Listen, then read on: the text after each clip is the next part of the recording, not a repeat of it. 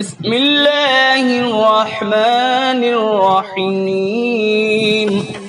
खुदा के नाम से शुरू करता हूँ जो बड़ा मेहरबान निहायत रहम वाला है। अऊज़ु बिल्लाहि मिनश्शैतानिर्रजीम। बिस्मिल्लाहिर्रहमानिर्रहीम। अल्हम्दुलिल्लाहि रब्बिल आलमीन। सल्लल्लाहु अला मुहम्मदिन व आलिहि त्तय्यबीन अत्ताहिरीन। ला सियमा बक़ियतिल्लाहि फिल अर्ज़ीन व हुज्जतिही अलल खलाइक़ अजमईन। अम्मा बाद। मोहतरम नाज़रीन, सलामुन अलैकुम व रहमतुल्लाहि व बरकातुहू। पिछले प्रोग्राम में मैंने आपकी खिदमत में अर्ज़ किया था कि 9 बइज़ाफ़ा 2 जो 11 अलामतें हैं, उनमें 3 अलामतें सबसे बेसिक और बुनियादी अलामतें हैं। दूसरी 9 बइज़ाफ़ा 2 जो मैंने आपकी खिदमत में कहा, तो 2 दरअसल अलामतें नहीं हैं, वो दूसरी अलामतों को जोड़ने का एक ज़रिया है, जिसकी डिटेल इंशाअल्लाह आपकी खिदमत में पेश करेंगे। लेकिन 9 अलामतों में 3 अलामतें सबसे बेसिक और बुनियादी हैं। दूसरी जो 6 अलामतें हैं वो इन्हीं 3 अलामतों के ज़रिए बनती हैं। वो 3 अलामतें जो सबसे बेसिक और बुनियादी थीं, उनमें सबसे पहली अलामत है फ़तहा, जिसको उर्दू में हम ज़बर कहते हैं, जिसकी आवाज़ है आ। पुराने ज़माने का जो टिपिकल तरीक़ा था, जो सुन्नती तरीक़ा था हम रूख़ानी क़ुरान सिखाने का और तालीम क़ुरान का, तो उसमें बच्चों को ये सिखाते थे अलिफ ज़बर आ, बे ज़बर बा, ते ज़बर ता, से ज़बर सा। मैंने अर्ज़ किया कि अपने ज़माने में एक बेहतरीन नहज और बेहतरीन रविश थी ये, लेकिन आज के ज़माने में एक इससे भी बेहतर तरीक़ा ये है, जो आसान भी है, कि हम फ़तह की आवाज़ से मानूस कर दें।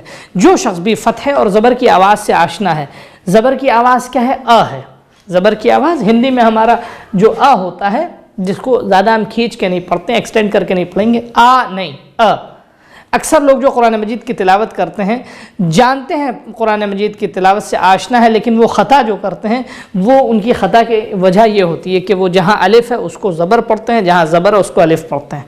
जहाँ खींचना नहीं है वहाँ खींच देते हैं, जहाँ नहीं खींचना है वहाँ यानी जहाँ मिला यानी खींच कर एक्सटेंड के साथ मद के साथ पढ़ना है, तो वहाँ वो खींचते नहीं हैं, सिर्फ इस वजह से कि वो आवाज़ से मानूस नहीं है, सही तरीक़े से उनके जहन में आवाज़ बैठी नहीं है। तो हम अगर आवाज़ से अगर मानूस हो जाएं, तो वो अलामत कहीं भी आएगी, हम उसको उसकी सही आवाज़ के साथ पढ़ेंगे। फ़तह की आवाज़ अ, कसरे की आवाज़ ई, ज़ेर की आवाज़ जो है वो कुछ लोग ई पढ़ते हैं, कुछ लोग ए पढ़ते हैं, और ये एक कौमों और मिल्लतों में एक फ़र्क का ज़रिया भी बना लिया लोगों ने। ऐसा नहीं है बिल्कुल, असल में अरबी लहजा ई है, ई नहीं, ई। अरबी लहजा कसरे और ज़ेर को पढ़ने का जो वो ई है। बहरहाल हमें रसूल खुदा की हदीस भी कि फ़क़रउल क़ुरान बिअल्हानिल अरब व अस्वातिहा, कुरान मजीद की तिलावत करो, क़राअत करो अरबी लहन में और अरबी आवाज़ में। यानी हमें एक तो लहन अरबी का सही तलफ़्फ़ुज़ के साथ, सही अदायगी के साथ, सही प्रोनाउंसिएशन के साथ, एक तो इसका लिहाज हमें रखना है। दूसरी चीज़ ये कि अरबी लहजे में भी हम उसके कुरान मजीद की तिलावत करें। हमारा उर्दू लहजा है, हम ज़ेर को ए पढ़ते हैं, लेकिन अरबी लहजा क्या है, अरबी लहन क्या है, अरबी सौत क्या है, ज़ेर को ई पढ़ते हैं, जो ये है। हिंदी में भी मैंने आपकी खिदमत में यहाँ लिख दिया, इसको आप देख सकते हैं यहाँ। तो ज़ेर की आवाज़ यानी जो कसरा है उसकी आवाज़ ई, और पेश जो ज़म्मा है, उर्दू में हम इसे पेश कहते हैं, पेश जो सामने रहे, इसकी आवाज़ ऊ है। ऊ और ऊ में फ़र्क है, ऊ खींच कर पढ़ते हैं। इसका दूसरे इंशाअल्लाह इसके बाद की जो 3 अलामतें हैं वो उसमें उसको भी पेश करेंगे आपकी खिदमत में। एक और इम्पॉर्टेंट बात जो आपको बताते चलें, वो ज़रूरी है। मैंने पहले दिन अर्ज़ किया था कि 5 जलसे हैं जिनके बाद एक शख्स कुरान मजीद की तिलावत सीख सकता है। पहला दिन जो था हमारा इंट्रोडक्शन का था, उसके बाद से जो दूसरे दिन से हमारा दर्स शुरू हुआ, उसकी आज ये गोया चौथी कड़ी है। इंशाअल्लाह कल इस सिलसिले की आखिरी कड़ी होगी, जिसके बाद ख़ुद आप अपना अंदाज़ा, अपना जायज़ा ख़ुद लें। और आज जो बातें आपको पेश कर रहे हैं, आज जो बातें आपको बता रहे हैं, आज के बाद आप जाइए ख़ुद, जब आपको वक्त मिले कुरान मजीद खोलिए, और जिन चीज़ों से आप आशना हो चुके हैं, अपना टेस्ट खुद लीजिए। सबसे पहले आप कुरान खोलकर हुरूफ को देखिए, आप पहचान पाते हैं कि नहीं। अगर हुरूफ को आप नहीं पहचान पाते हैं, तो आप जाके हुरूफ की प्रैक्टिस कीजिए। हुरूफ की प्रैक्टिस 4-5 मरतबा लिखिए, लिखने के बाद, ताकि हुरूफ आपके जहन में बैठ जाए। मैं स्मॉल लेटर भी अभी आपकी खिदमत में पेश करूँगा, जो पहले बता चुका हूँ, लेकिन कुछ आवाज़ें ऐसी हैं कि जिनके लिए स्मॉल लेटर का होना ज़रूरी है। अच्छा, एक अहम नुक्ता ये 3 आवाज़ों के लिए बताता चलूँ, अ ई ऊ के लिए कि ये अलामतें कैपिटल लेटर और स्मॉल लेटर दोनों ही हरूफ पे आती हैं। अ, ई, उ ये स्मॉल लेटर पे भी आती हैं और कैपिटल लेटर पे भी आती हैं, लेकिन कुछ अलामतें हैं जो सिर्फ और सिर्फ स्मॉल लेटर हरूफ पे आती हैं, वो कैपिटल लेटर पे नहीं आती हैं। वो मैं आपकी खिदमत में अभी इसके बाद पेश करूँगा। तो अ की आवाज़, अब मैंने अर्ज़ किया था कि अ फतहा यानी अ, ये जिस हर्फ पे भी आएगा वो आ के साथ पढ़ा जाएगा। अब मैं अलामत लगाता हूँ और आप खुद इसका अपना इम्तिहान खुद लीजिए। अ, ब, त, फ, ह, ख, द, ज़, र, ज़, स, श, स, व, त, व, अ, ग, फ, क, क, ल, म, न, व, ह, य। फतह की आवाज़ जिस हर्फ पे भी आएगी तो वो आ की आवाज़ से पढ़ा जाएगा। मिसाल के तौर पे अगर हम कोई कुरानी एग्जाम्पल यहाँ लिखना चाहें कुरान मजीद से और कोई दूसरा एग्जाम्पल नहीं, और आप खुद अंदाज़ा लीजिए, अंदाज़ा लगाइए आप कि अब आप कुरान मजीद की तिलावत आप कर सकते हैं। किस अंदाज में करेंगे?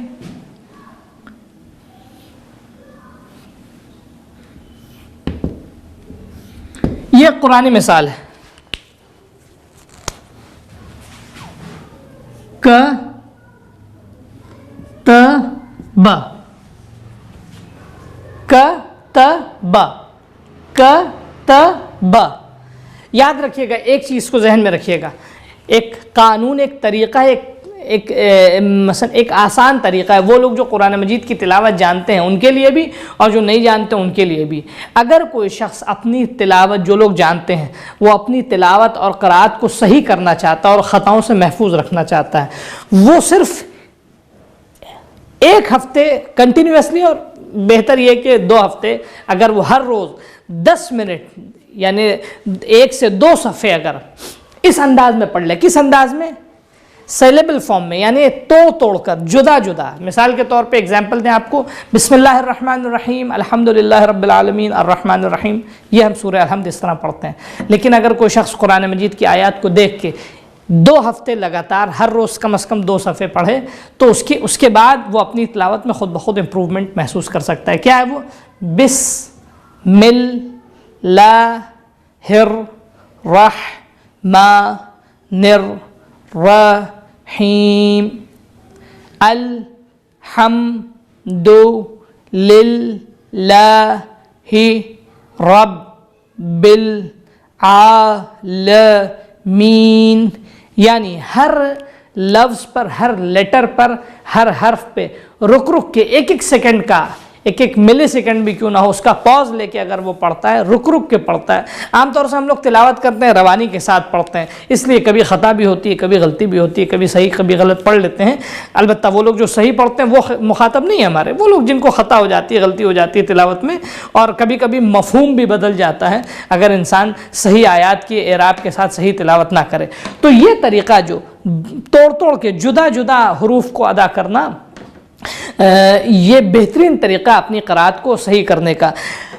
लिहाजा वो लोग जो इस नहज पे कुरान मजीद की तिलावत सीख रहे हैं उनके लिए ज़रूरी ये है, मेरी उनसे गुजारिश, उनसे रिक्वेस्ट, उनको नसीहत भी यही है कि जब तक बाकायदा तौर पे रवानी उनकी ना आ जाए वो आयात को इसी तरह तोड़ तोड़ के पढ़ेंगे। मिसाल के तौर पे क-त-बा, एक तरीक़ा इसके पढ़ने का कतबा, नो मैं रिकमेंड नहीं करूँगा, बल्कि किस तरह क-त-बा। दूसरी मिसाल आप ले लें कुरान मजीद से,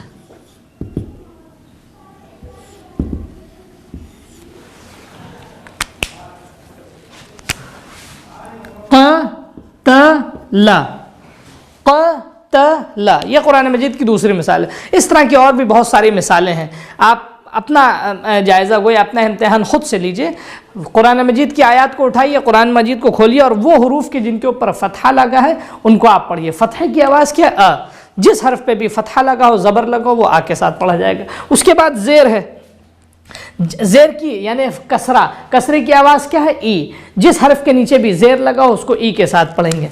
आप देख लें, ई, बी, ती, फी, जी, ही, खी, दी, वी, री, जी, सी, शी, सी, ये तक आप आखिर तक इसको इसी तरह हर वो हर्फ के जिसके नीचे जेर लगा हो उसको हम ई की आवाज़ के साथ पढ़ेंगे। जिस तरह ज़बर लगा हो तो अ की आवाज़ के साथ पढ़ते हैं, जेर लगा हो तो ई की आवाज़ के साथ पढ़ेंगे, लेकिन एक्सटेंड नहीं करेंगे, इसको बहुत ज़्यादा खींच कर नहीं पढ़ेंगे। ई नहीं, गलत है, बल्कि ई की आवाज़ जो सादा आसान आवाज़ है, ई की आवाज़ से हम पढ़ेंगे।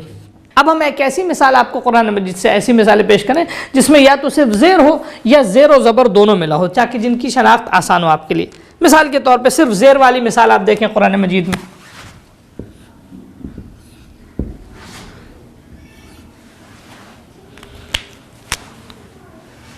ई, बी, ली।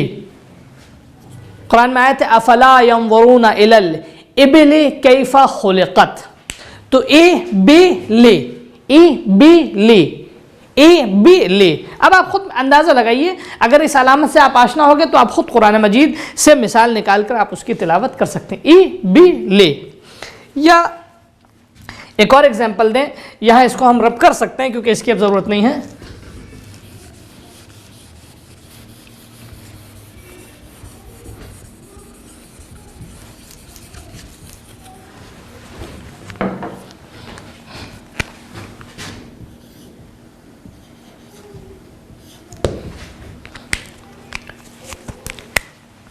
हा सी बा, हा सी बा।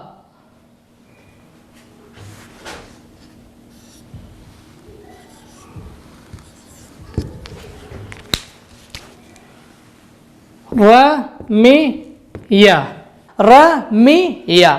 अब आप पेश की आवाज़ क्या है, जिसके ऊपर पेश हो उसकी आवाज़ होगी ऊ। किसी हर्फ पे भी पेश आएगा वो ऊ की आवाज़ से पढ़ा जाएगा। मैं यहाँ लिखता हूँ, ऊ देखिए, ऊ, बू, तू, फू, जू, हू, खू, दू, जू, रू, जू, सू, शू, सू, यू तक। यानी ये पे पेश आएगा तो यू पढ़ा जाएगा, यू नहीं, यू। जैसे ऊ, यू। हर हर्फ कि जिसके ऊपर पेश लगा हो वो ऊ की आवाज़ से पढ़ा जाएगा। जिस तरह ज़बर लगा हो तो आ की आवाज़ से, ज़ेर लगा हो तो ई की आवाज़ से, पेश लगा हो तो ऊ की आवाज़ से। ये तीन अलामतें बेसिक और बुनियादी अलामतें हैं। ये वो अलामतें जो कैपिटल लेटर पे भी आती हैं और स्मॉल लेटर पे भी आती हैं। मैं ज़म्मे और पेश की भी आपकी खिदमत में कुरान से 2-3 मिसालें पेश कर दूँ, उसके बाद दूसरी अलामतें जो 3 बेसिक और बुनियादी अलामतें उसको आपकी खिदमत में पेश करेंगे। ज़म्मे की मिसाल देखें आप। अब ये मिसाल है वो कुरान की कि जिसमें फ़तहा और ज़म्मा दोनों ही मिला हुआ है।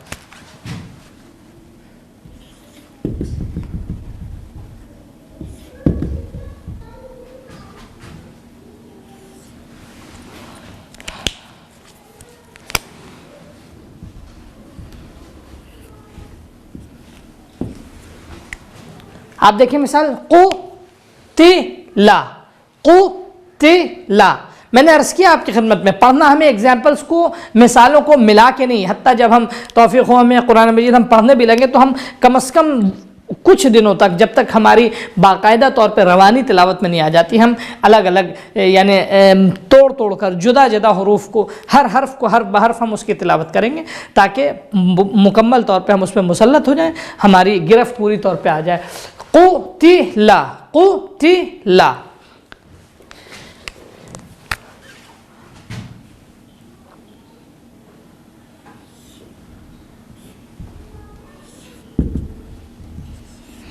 या मिसाल के तौर पे आप इस मिसाल को देखें, कुतिमा, कुतिमा, कुतिमा।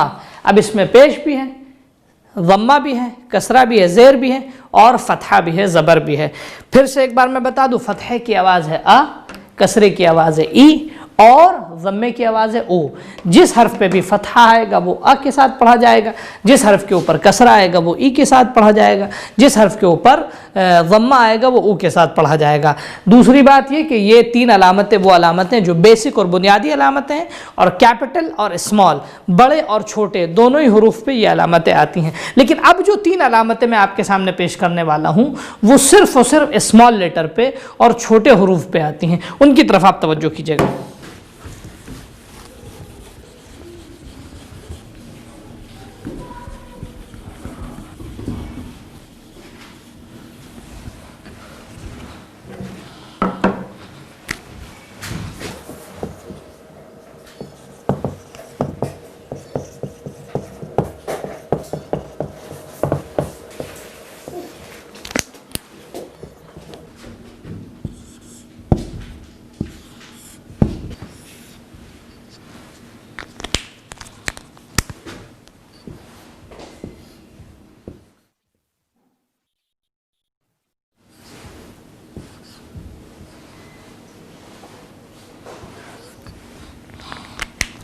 तो जैसा कि मैंने आपकी खिदमत में अर्ज़ किया कि वो 3 अलामतें जो बेसिक और बुनियादी अलामतें हैं, फ़तहा, कसरा, वम्मा, अ, ई, उ, ये वो 3 अलामतें हैं जो सबसे बेसिक और बुनियादी अलामतें हैं।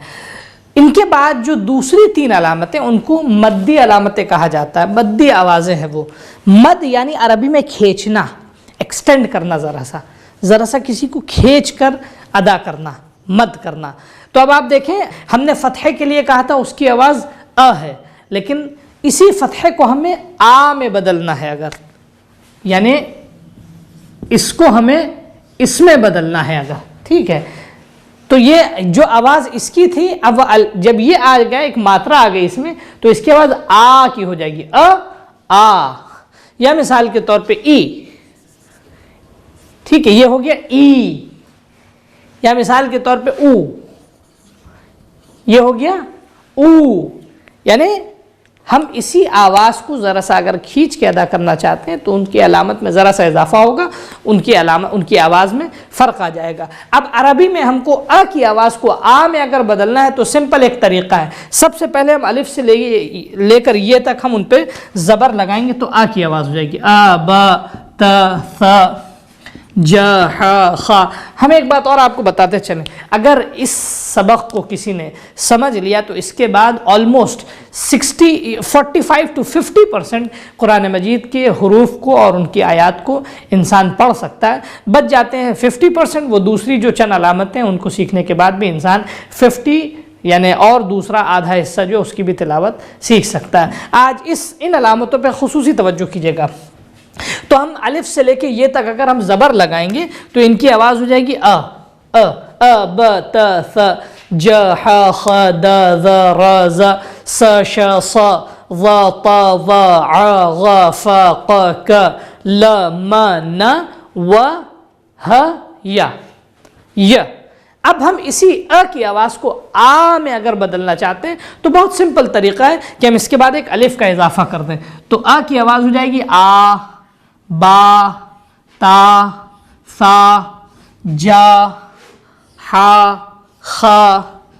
मिसाल के तौर पे क़ा, मिसाल के तौर पे ला। जैसे हम उर्दू में कहते हैं ना, अरबी में कहते हैं ना, हमारा कलमा भी ला इलाहा इल्लल्लाह, तो ला ये यही वाला ला है, ला इलाहा इल्लल्लाह। ला जैसे आप नाम में आपने सीखा ता, तो वो अलिफ के साथ है ता। तो अ की आवाज़ को अगर हम आ में बदलना चाहते हैं तो एक सिंपल तरीका क्या है, हम फतहे के बाद जो है एक अलिफ का इजाफा कर देंगे तो वही अ की आवाज़ बन जाएगी आ। अब कहीं भी अलिफ के साथ ज़बर के बाद अगर अलिफ आता है किसी भी हर्फ के ऊपर तो वो आ की आवाज़ को हम आ के साथ, यानी फिर उसको हम आ नहीं पढ़ेंगे बल्कि आ पढ़ेंगे। एक चीज़ और कुरान मजीद में अक्सर नज़र आती है या अरबी तहरीर में कि कभी कभी बसा औक़ात ये जो अलिफ होता है वो ज़बर के बग़ैर भी लिखा जाता है लेकिन पूरा नहीं लिखा जाता है। कभी ये छोटा सा अलिफ लिखा जाता है, यानी एक तो अलिफ इतना बड़ा है, कभी कभी हर्फ के ऊपर छोटा सा अलिफ लिख देते हैं। तो ये छोटा सा जो अलिफ है इसकी भी आवाज़ वही होगी कि जो इस अलिफ की आवाज़ है, आ की आवाज़ पढ़ेंगे। जैसे अल्लाह हो तो अल्लाह आपने देखा होगा कि तजदीद के ऊपर एक छोटा सा अलिफ लिखते हैं, उसको इस तरह लिखते हैं। अब ये तजदीद का सबक इंशाल्लाह जब आइंदा पेश करेंगे तो उसमें बात वाज़ेह होगी। ये छोटा अलिफ, तो ये छोटा अलिफ जो है इसकी भी आवाज़ वही होगी जो इस अलिफ की आवाज़ होगी। ऐसा नहीं है कि आवाज़ में दोनों के डिफरेंस हो, आवाज़ में दोनों के फ़र्क हो। अब देखें, आप कुरान के एग्जाम्पल्स को आप देखें, कुरानी मिसालें देखें तो आपके लिए आपको अंदाज़ा होगा कि आप किस कदर कुरान मजीद की आयत से मानूस हो चुके हैं। मिसाल के तौर पर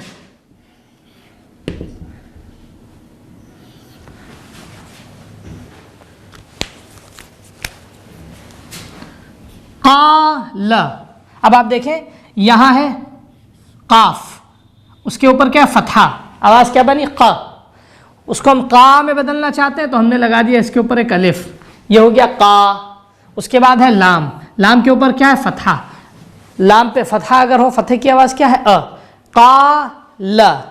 या मिसाल के तो दूसरी मिसाल मैंने आपको दी,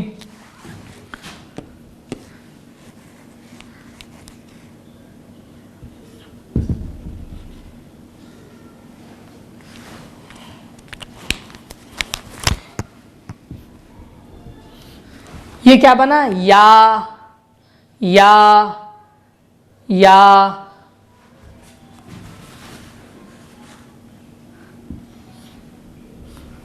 अब ये देखें,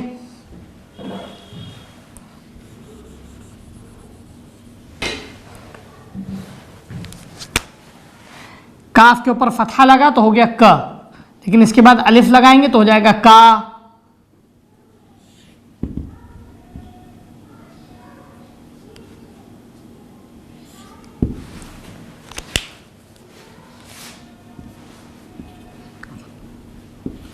कातिबो, ये पे फतहा लगा हो या किसी भी हर्फ पे फतहा लगा हो, उसके बाद अलिफ आ जाए तो वो छोटी आवाज़ नहीं बल्कि खिंची आवाज़ होगी, मद्दी आवाज़ बन जाएगी। या, का, रा, ला, इ, ला, ह।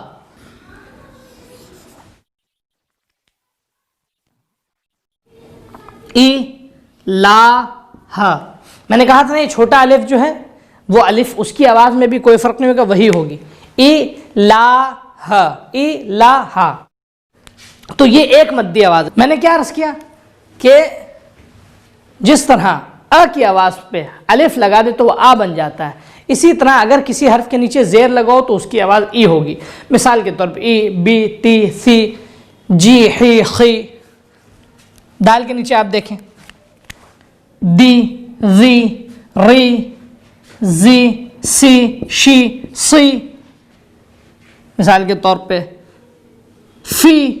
अब इसी ई की आवाज़ को हमें मज़ीद खींच के अदा करना है, मज़ीद एक्सटेंड करना है, इसकी आवाज़ को मद्दी आवाज़ बनाना है। उसका आसान तरीका क्या? उसके बाद हम एक ये लगा देंगे अरबी में, दाल के नीचे ज़ेर और उसके बाद ये दी, री, री, जी, सी, शी, सी, की, ली, मी, नी, वी, ही, ये। जिस हर्फ के नीचे भी ज़ेर लगा हो और ज़ेर के बाद ये हो तो उसकी आवाज़ ई होगी। कुरानी एग्जाम्पल्स अभी आपकी खिदमत में पेश करेंगे, आपके लिए नुमाया हो जाएगी, बात वाज़ेह हो जाएगी। तो अ की आवाज़ को हम अलिफ लगा के आ बनाते हैं, ई की आवाज़ को हम ज़ेर के बाद अब ये लगा देंगे तो उसकी आवाज़ ई की हो जाएगी। इसकी मिसाल आप देख लें, रोज़मर्रा की ज़िंदगी में हम अक्सर जो है एक सूरा जो हमेशा पढ़ते हैं उसकी सबसे पहली मिसाल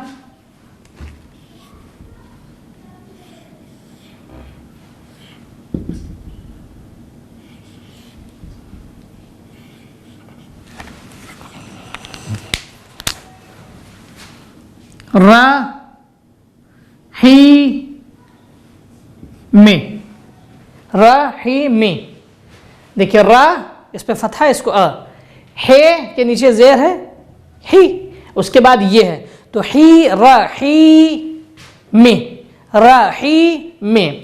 अच्छा, एक बात जो मैंने आपसे कहा था कि मैं अर्ज़ करूँगा, आपको बताऊँगा, ब्रैकेट में इस बात को जहन में रखिएगा तो वो अभी जहन नशीन रह भी सकती है। ये बात तो खैर वाज़ेह हो गई कि अगर ज़ेर के बाद ये आ जाए तो आवाज़ ई से ई में बदल जाती है, हम उसको एक्सटेंड करके और मद्दी आवाज़ में बदलेंगे। हमने अर्ज़ किया था कि कुछ हुरूफ ऐसे हैं कि जिनकी मुतअद्दिद शक्लें हैं स्मॉल लेटर में, उनमें से वो हर्फ की जिसकी मुतअद्दिद शक्लें, उनमें से एक है मीम। मीम को जब हम अलग लिखते हैं तो वो यूँ लिखा जाता है, लेकिन मीम को जब हम सबसे इब्तिदा में अगर लिखेंगे तो मीम यूँ लिखा जाएगा, लेकिन यही मीम अगर बीच में आएगा तो वो यूँ लिखा जाए, यूँ भी लिखा जाता है, यूँ भी लिखा जाता है, यानी ऊपर से भी आता है। और जब हम आखिर में लिखेंगे तो उसके एक तरीक़ा ये है और एक तरीक़ा ये भी है। तो मीम तीन तरीक़े से लिखा जाता है, इब्तिदा में उसकी शक्ल ये होगी, बीच में ये होगी और आखिर में ये शक्ल होगी मीम की। तो यहाँ देखें जो वो आखिरी की शक्ल है मीम की। ऐन के साथ भी यही है, ऐन इब्तिदा में यूँ लिखा जाता है, दरमियान में यूँ लिखा जाता है और आखिर में उसे यूँ लिखते हैं। इब्तिदा में यूँ, दरमियान में यूँ और आखिर में उसे यूँ लिखेंगे। अच्छा, जो ऐन की सूरत है वही गैन की, उसमें कोई फ़र्क नहीं है, सिर्फ नुक्ते का फ़र्क है।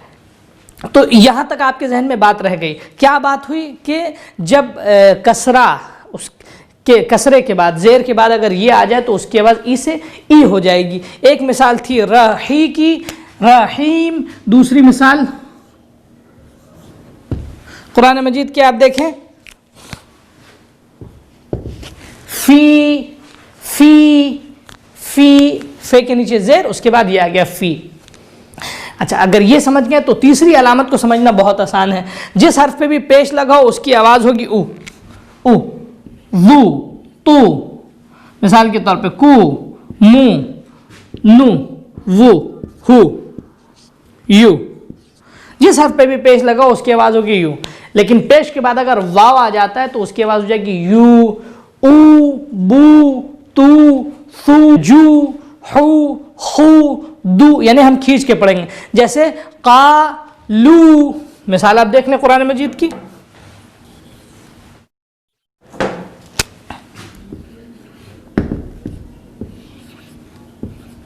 का, लू, का, लू, या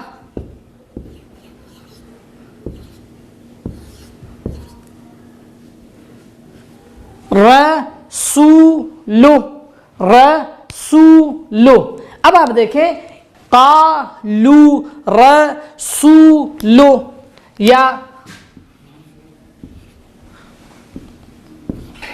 नूहु, नूहु, नूहु, रहीमु, नूहु, लूतु, कालू, रसूलु, आ, ई, ऊ। इन तीन अलामतों को मद्दी अलामतें कहते हैं। इनकी खासियत ये कि सिर्फ और सिर्फ स्मॉल लेटर हरूफ पे आते हैं, कैपिटल लेटर हरूफ पे नहीं आते हैं। अब हमारा इंशाल्लाह एक प्रोग्राम, एक दर्स और बचा है जिसमें जो बाकी चंद अहम बातें हैं, गोया 3 अलामतें प्लस 2 5 अलामतें हैं, वो इंशाल्लाह आइंदा के सबक में आपकी खिदमत पे पेश की जाएंगी। अगर इनको कोई फॉलो कर ले उसके बाद उसके लिए कुरान मजीद की तिलावत आसान हो जाएगी। बारगाह खुदा में दुआ है कि खुदा हमें तौफीक अता करे कि हम इन बातों को समझ सकें और ये मुकद्दमा बने कुरान मजीद की आयत को पढ़ने का और उन्हें समझने का। वस्सलामु अलैकुम व रहमतुल्लाहि व बरकातुहू।